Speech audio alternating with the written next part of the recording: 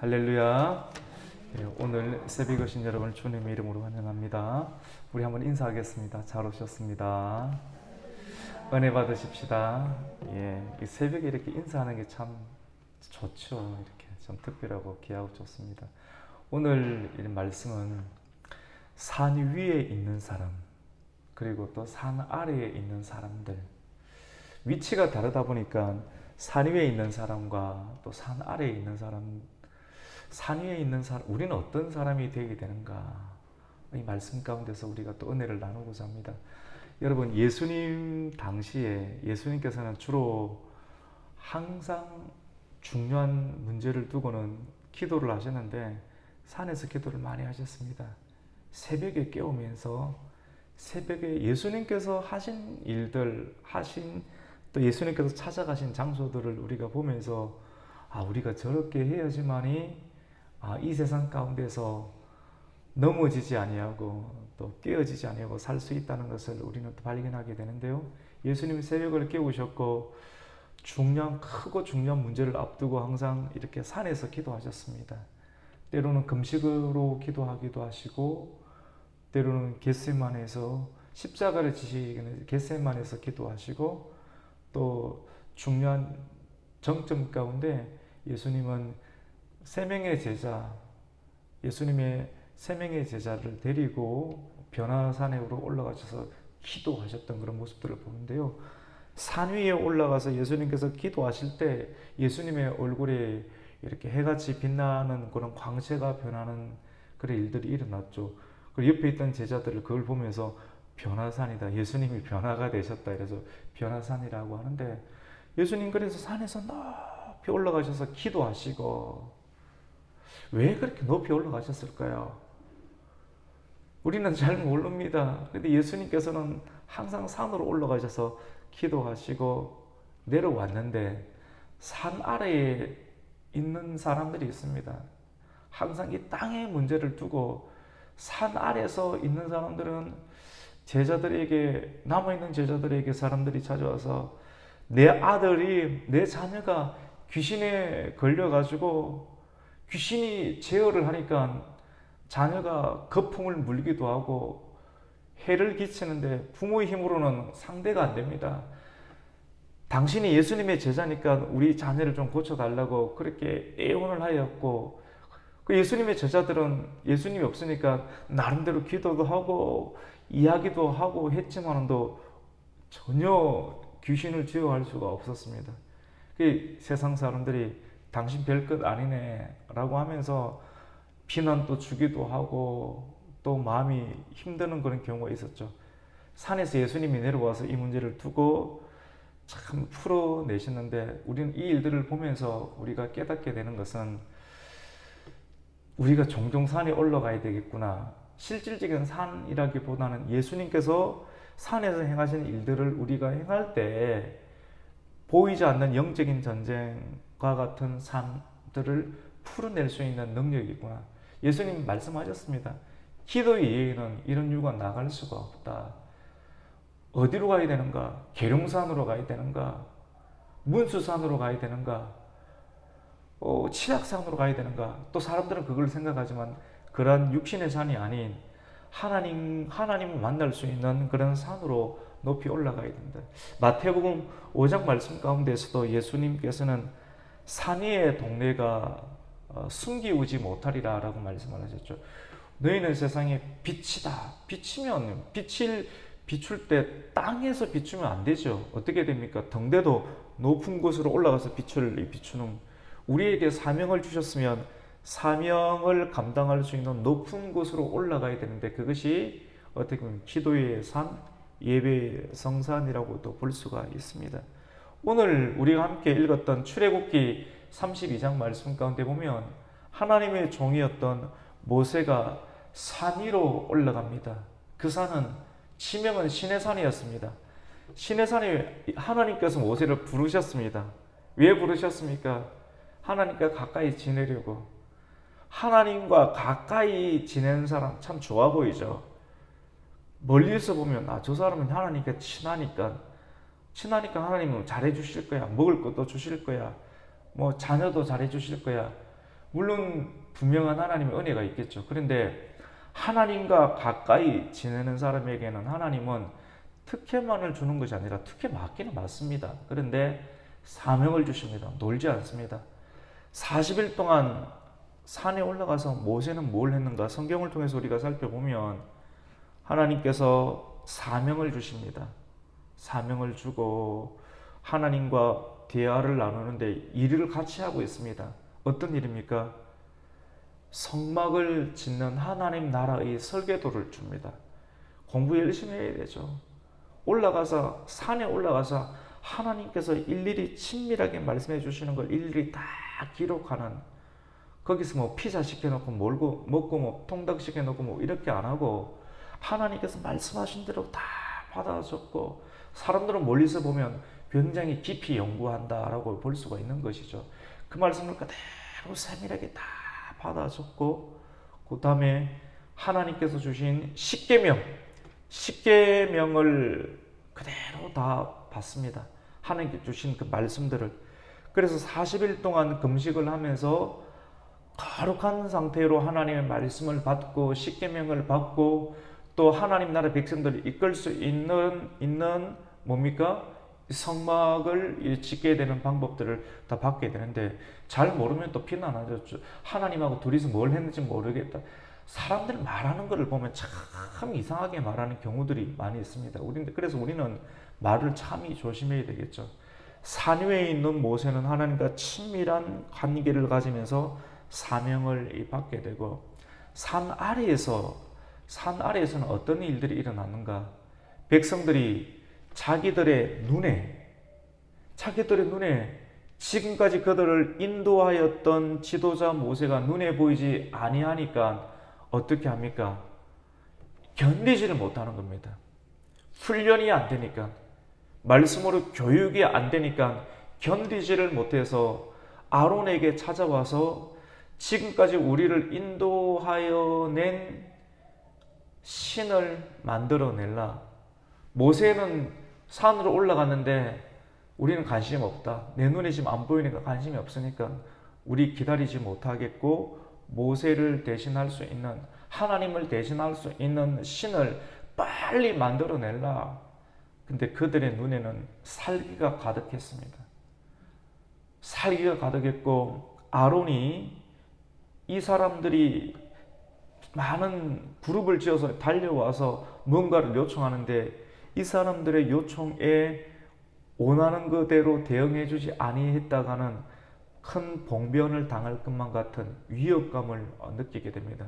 여러분, 지도자는 하나님의 사람들과 지도하며 나아가는 일들 가운데 이러한 다 일일이 고백하지 못하는 위협감을 느끼는 때가 분명하게 있습니다. 여러분, 어떻게 해야 됩니까? 지도자가 항상 좋을 것 같습니까? 위기가 있습니다. 위협감을 받고 이 위협감을 잘 견디지 못하면, 이 사람들이 원하는 대로 해주지 아니하면 큰 봉변을 당할 것만 같은 위기를 경험할 때 사람의 편에 설 것인가 아니면 하나님의 편에 설 것인가 반드시 선택을 해야 될 때가 있습니다. 우리 이론적으로는 다 좋게 하면 되겠죠. 왜 사도 바울이 사람에게 좋게 하랴 하나님께 좋게 하랴 이런 말을 왜 했겠습니까?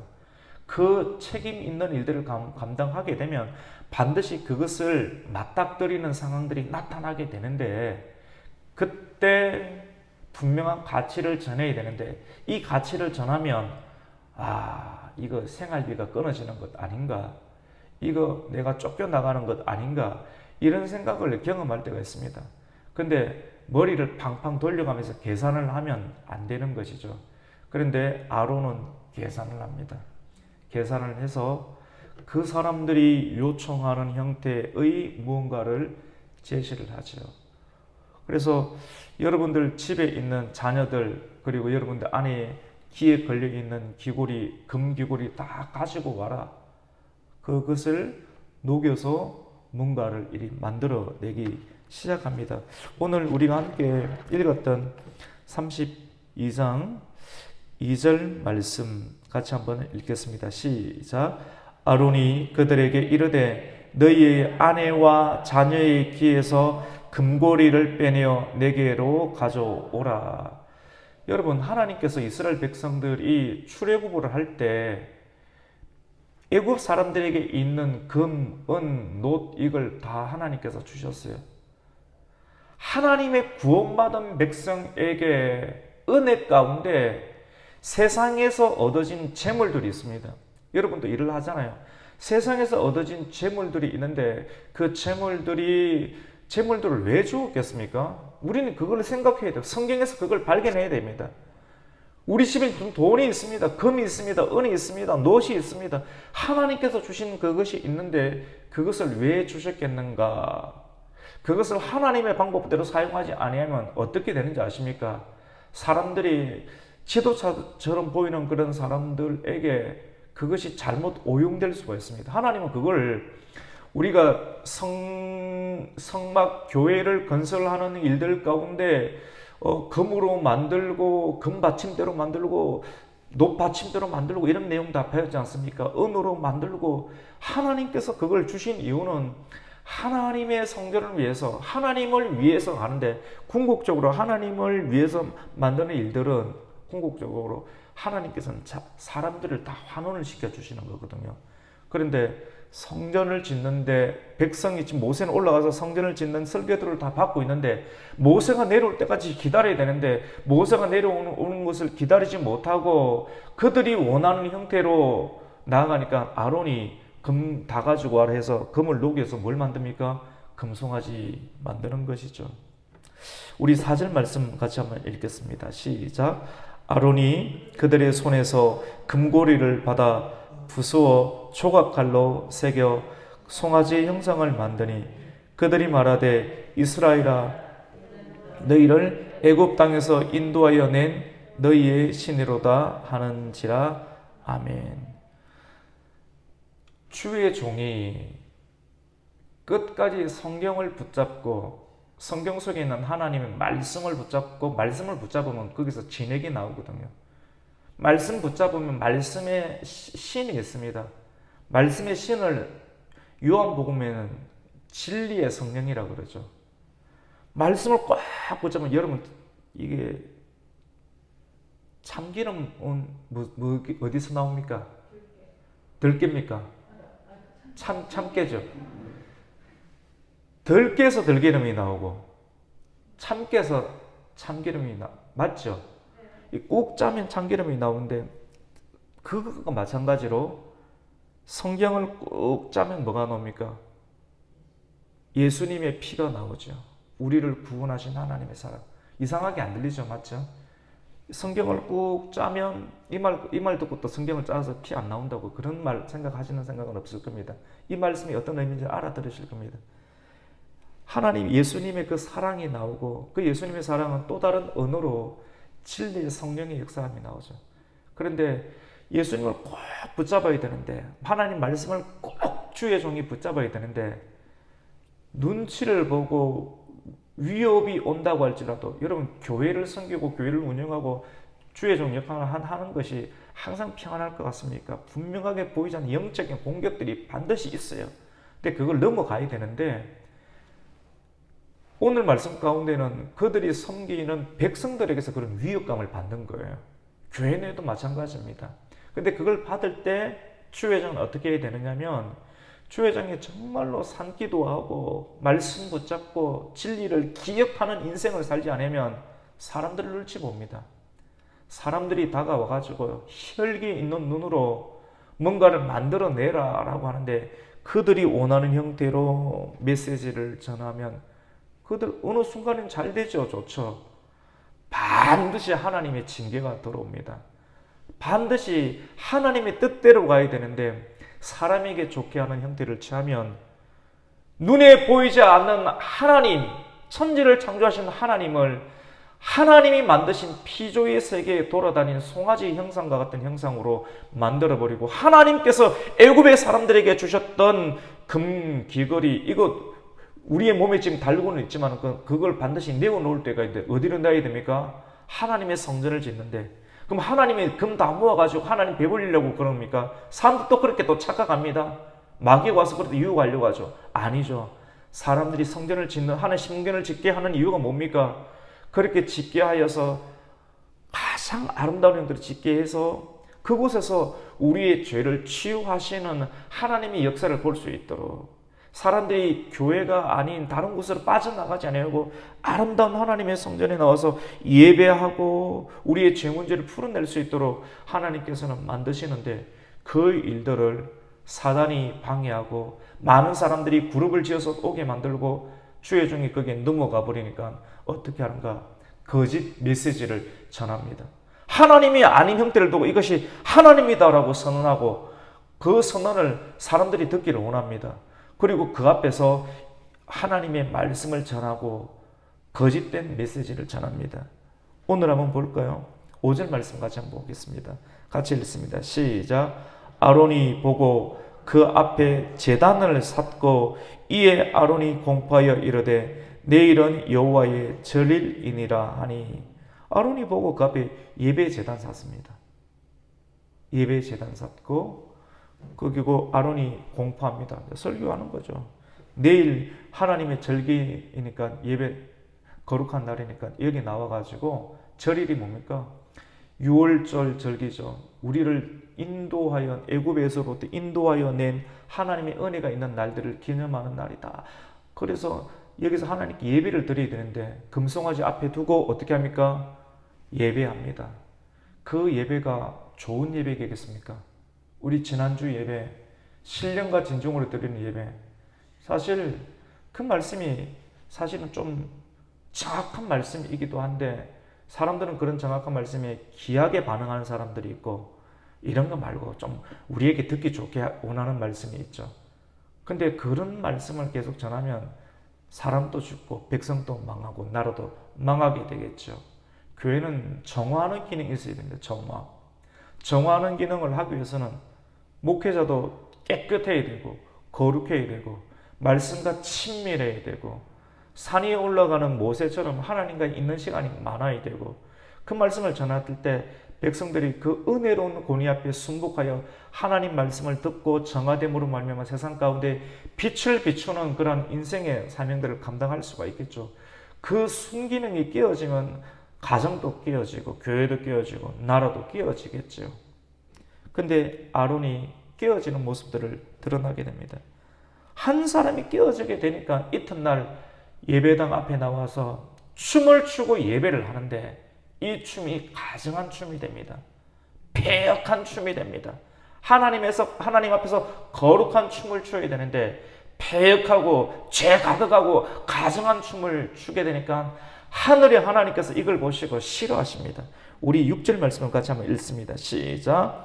이튿날에 그들이 일찍이 일어나 번제를 드리며 화목제를 드리고 백성이 앉아서 먹고 마시며 일어나서 뛰놀더라.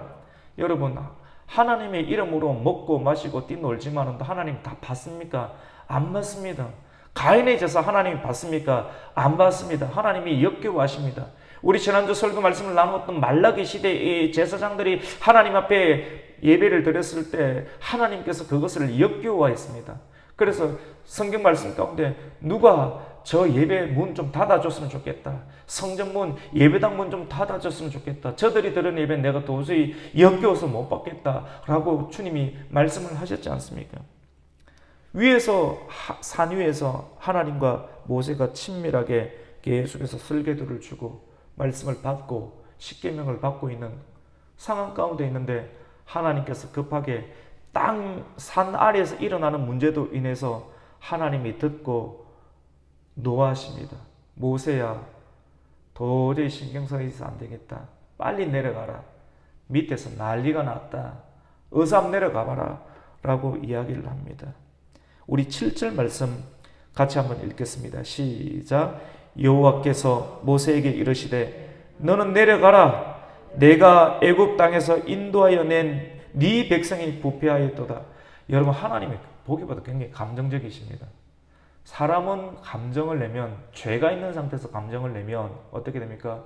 실수하고 욕하고 사고를 친다고 말해도 됩니까? 사고를 칠 경우가 많이 있죠. 근데 하나님은 거룩하시잖아요. 하나님이 화를 내는 건 괜찮습니다. 예수님도 성전을 청결할 때 화를 내셨죠. 근데 죄가 없는 상태 가운데 정상적인 화를 내는 것은 전혀 문제가 되지 않습니다. 거룩한 분노는 문제가 되지 않죠. 하나님이 허락하시는 분노는 괜찮습니다. 근데 하나님이 화가 나니까 어떻게 하는지 아십니까? 내 백성이다. 저 사람들은 내 백성이다 라고 이야기를 합니다. 너무 화가 나니까 저 사람들은 내 백성이 아니라 네 백성이다 라고 이야기를 합니다. 오늘 7절 후반절 보세요. 모세 내려가라. 네가 애굽 땅에서 인도하여 낸 너희의 백성이 어떻게 됩니까? 부패하이도다. 그만큼 하나님께서 속이 상하신 것입니다. 그들이 내가 그들에게 명령한 길, 생명의 길, 복이 있는 사람의 길을 떠나서 하나님을 위해서 인생을 살아야 된다. 사람이 하나님을 위한 인생의 목적이 하나님을 예배하면 자기도 좋은데 자기를 위해서 송아지를 부어 만들었다. 예배하는 것이 자기를 위해서 예배한다. 우리 8절 말씀 한번 읽겠습니다. 시작. 그들이 내가 그들에게 명령한 길을 속히 떠나 자기를 위하여 송아지를 부어 만들고 그들을 예배하며 그것들에게 제물을 드리며 말하기를 이스라엘아 이는 너희를 애굽 땅에서 인도하여 낸 너희 신이라 하였도다. 지도자도 부패해가지고 하나님을 영이신 하나님을 영과 진리로 예배해야 되는데 영과 진리로 예배한다는 걸 평생의 임학 가운데 우리가 인을 쓰게 됩니다. 하나님께서 모세를 통해서 아론이 입는 대제사장의 옷과 그리고 그의 머리에 쓰는 띠 가운데 여호와께 성결이라는 것을 머리 가운데 붙였던 것처럼 평생을 두고 우리가 예배자로 살아야 되는데 그 예배자 가운데 영과 진리로 예배가 드리는 것이 물론 우리가 설교할 때 할 수 있는 것은 다 할 수 했습니다. 신령과 진정으로 진리와 성령으로 원문을 분석해서 하는 거 우리가 얼마나 많이 들었습니까? 압니까? 근데 그 말씀을 끊임없이 삶 가운데 녹여내야 됩니다. 그것으로만 못 살아갑니다. 하나님 영과 진리로 그 말씀을 계속 눈앞에 두고 우리가 하루하루를 살아갈 때 그 책임을 다할 때 하나님 역사가 우리를 붙잡게 되는 것이죠. 자기를 위하여 송아지를 부어 만듭니다. 오늘 이 시대 사람들이 자기 자신의 감정을 풀어내기 위해서 예배를 드립니다. 근데 그러면 거짓 예배를 드리게 됩니다. 하나님께서 기뻐하지 않고 역겨워하시는 예배를 만들어냅니다. 그리고 지도자도 이렇게 이야기를 합니다. 그것들에게 물질로 딴 곳에 드리죠.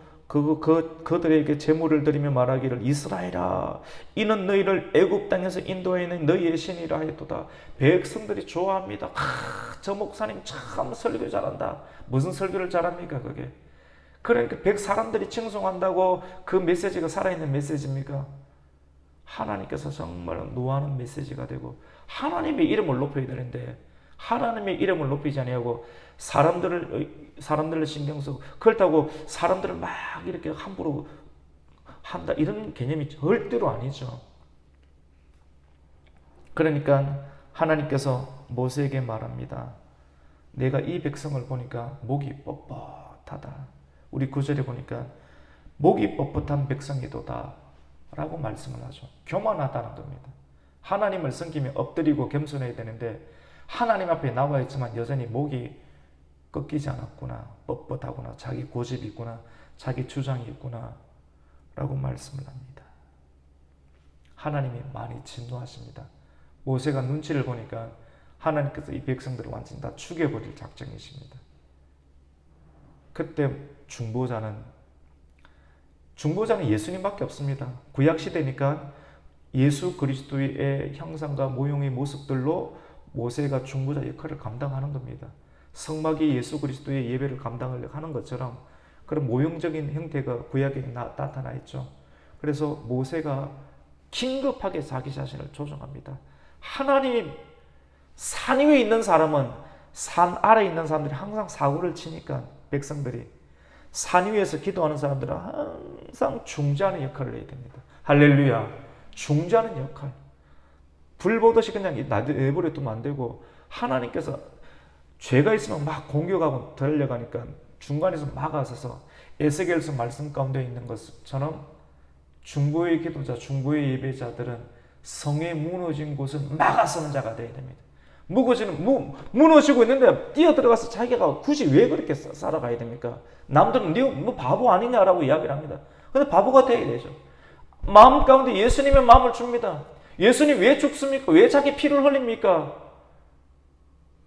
왜 그래? 사람들, 너는 왜 그래? 발품을 많이 파냐고.